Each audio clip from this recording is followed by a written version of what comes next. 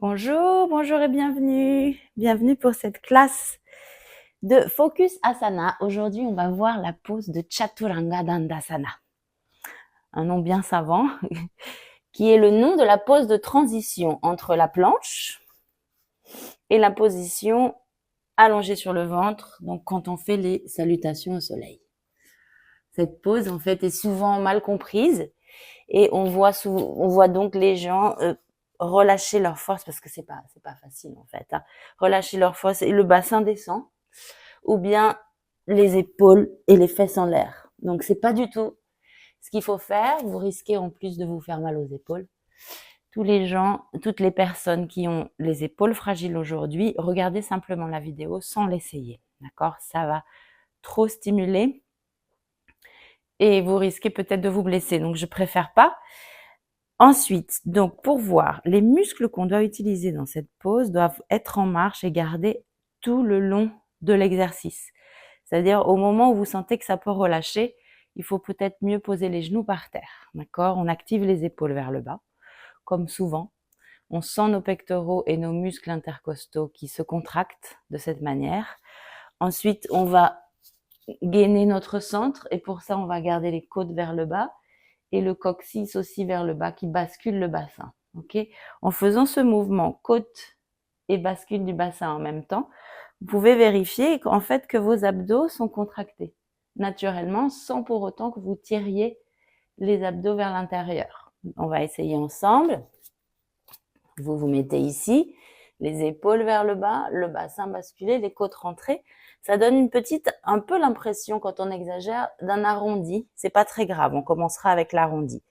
Si, malgré tout, vous pensez qu'au bout d'un moment, il va falloir que vous descendiez le bassin comme ça, je conseille de commencer avec les genoux au sol.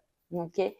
Pieds en l'air, genoux au sol, une ligne droite des genoux jusqu'aux épaules et non pas un carré avec les fesses.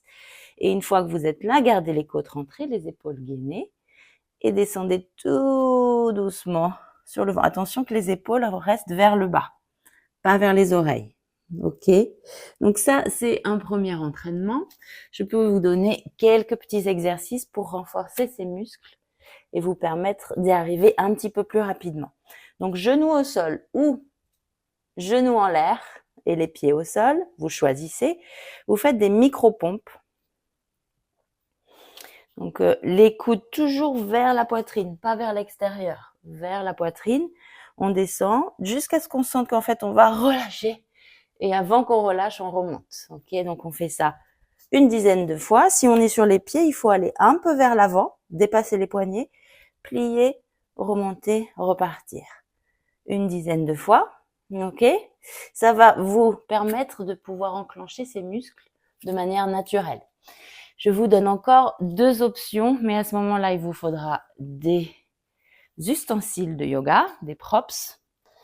Et c'est pas du tout obligé, mais si jamais vous en avez, vous pouvez essayer, c'est aussi assez marrant.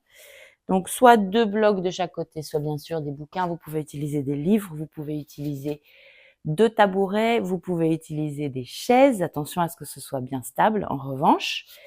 Et pour activer donc ces muscles autour des épaules, entre les côtes, et garder le centre bien engagé tout du long, vous allez poser vos mains bien à plat sur vos supports, quels qu'ils soient, et vous voulez absolument appuyer tous les doigts, la base et la pointe des doigts autant que la paume des mains. D'accord? Ça, c'est important pour les poignets. Qu'on n'a pas des mains en cloche comme ça, où on n'appuie pas seulement sur la paume, on appuie sur les doigts aussi. Ensuite, les épaules, rappelez-vous, c'est pour ça qu'on s'entraîne en fait, donc on les gaine vers le bas et on les garde bien gainés vers le bas. Et enfin, en gardant ça, on va soulever nos jambes. Donc les genoux sur la poitrine, on soulève autant qu'on peut et on reste autant qu'on peut en l'air jusqu'à ce qu'on ait besoin de faire une petite pause. Et on en peut enchaîner ça à nouveau quelques fois, donc tout comme les micro-pompes. Et enfin, le dernier exercice que je peux vous donner, à ce moment-là, il vous faudra une corde. Vous pouvez utiliser aussi une ceinture de peignoir. Ça marche. En tout cas, il vous faut quelque chose qui ressemble à ça et que vous puissiez faire une boucle avec. ok? Cette boucle, elle va être de la largeur de l'intérieur de vos épaules. Écoutez bien parce que c'est précis. Une fois que vous avez cette largeur, vous allez rentrer les bras dans la sangle et placer la sangle juste au-dessus du pli du coude. C'est très important de ne pas avoir, je vois ça des fois, ok? Donc il faut être bien concentré quand on fait ça.